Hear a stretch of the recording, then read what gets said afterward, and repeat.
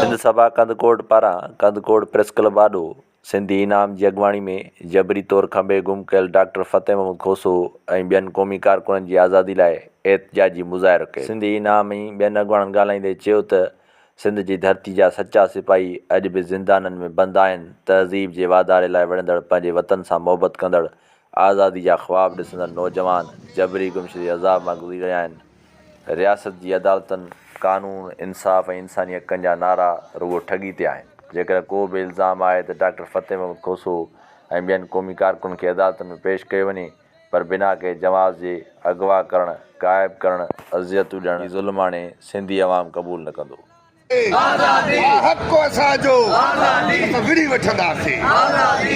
छा सम्झो डॉक्टर फतेह महमूद गुज़िरियल कई सालनि खां जेको आहे लापता आहे, किथे आहे, हुनजे जी परेशानी आहे, हुनजो रोज़ एहतिजाज करनि था, उनजे हवाले सां कहिड़ो तव्हां ॿुधायो?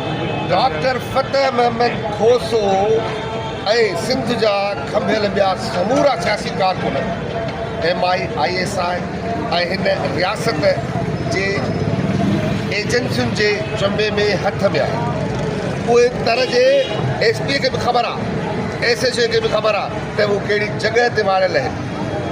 छो त हिते सवाल करणु, हिते हक़ घुरणु ते हक़ मिलंदो न। हिते तव्हां सवाल कंदो त तव्हांखे बूट लॻंदो, तव्हां हक़ घुरंदो तव्हांखे खंबियो वेंदो। हिकिड़नि खे फांसी ते चाढ़िबो, हिकिड़नि खे टुंग परोड़ करे उछलबो, हिकिड़नि खे जेलनि में साड़बो, हिकिड़नि खे तशदुद घरनि में जे हूंदा आहिनि कुंडुनि में। डॉक्टर फतेह महमूद खोसो सिंध जे दुश्मननि, सिंध ते काबिज़ पंजाबी फ़ौज जे एजेंटनि वटि आहे ऐं उहो ऐं ॿिया समूरा सियासी कारकुन उन्हनि वटि आहिनि। असीं पंहिंजे एहतजाजनि ज़रिए ऐं पंहिंजे सख आहर अॻिते वधंदे। तव्हां छा सम्झो था, डॉक्टर फतेह महमूद ज़िंदा बि आहे या? ॾिसो, जिन माण्हुनि जे ॾाढो डॉक्टर खे खंयो आहे, माण्हुनि खे असांखे ख़बर आहे त हिननि इदारनि खंयो आहे।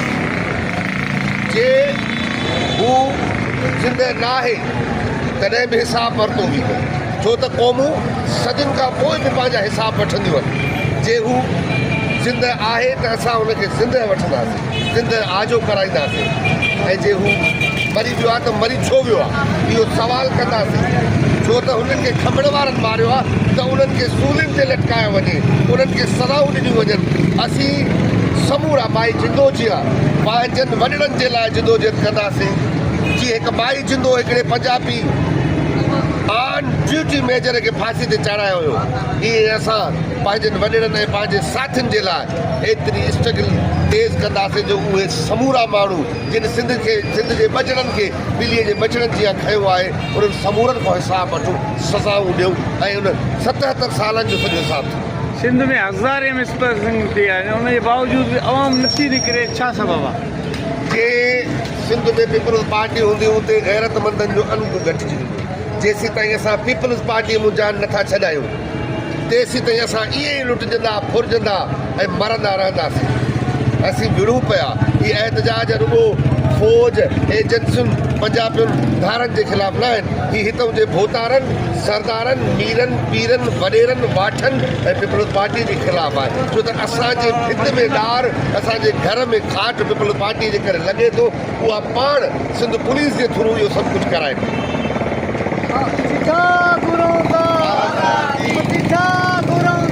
ॻाल्हियुनि ऐं ॼाण जे ढेर में खोड़ खातिरियूं ॻाल्हियूं असां खां रहिजी थियूं वञनि। हाणे दोस्त मूंखे पोइ ॿुधायो त हितां हिकिड़ी नंढड़ी छोकिरी खंबी वई आहे। इहे जीअं संगरार मां प्रिया कुमारी खंबी वई आहे ऐं के ज़माना अॻु हितां फज़ीला सरकी बि खंबी वई आहे। इहे राफ़े मलिक बि माना वॾड़ा सियासी कारकुन त खंबे गुम कया विया आहिनि, पर हिते मासूम बालक बि खंबे गुम कया विया आहिनि, जिन खे बि सालनि जा साल थी विया आहिनि। ऐं इहो सभु कुझु असीं सम्झूं था त इहे एजेंसियुनि जा, इहे इस्टेब्लिशमेंट जा, इहे नकाबपोश बंदूक बरदारनि जी हिकिड़ी विंग आहे हिते।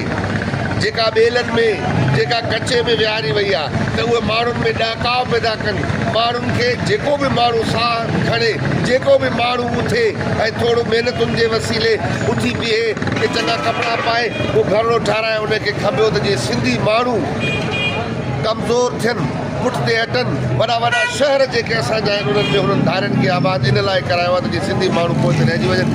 असीं सम्झूं था असांजे मसइले जो हल, सिंध जे समूरनि मसइलनि जो हल, सिंध खे हिन ॾाढ ॾहकाव, फुरलुट रतो छाण, खंभिजण चिचिरजण कूड़नि केसनि, ॿोलीअ ते हमलनि, दरिया ते धाड़े धरती जी वालार ते मां कढण जे लाइ लॻातार जिदोजहदी कढी सघे थी। ऐं सिंध जिते अची अड़ी आहे उनखे सियासत ऐं सियासी जिदोजहद कढी सघे थी।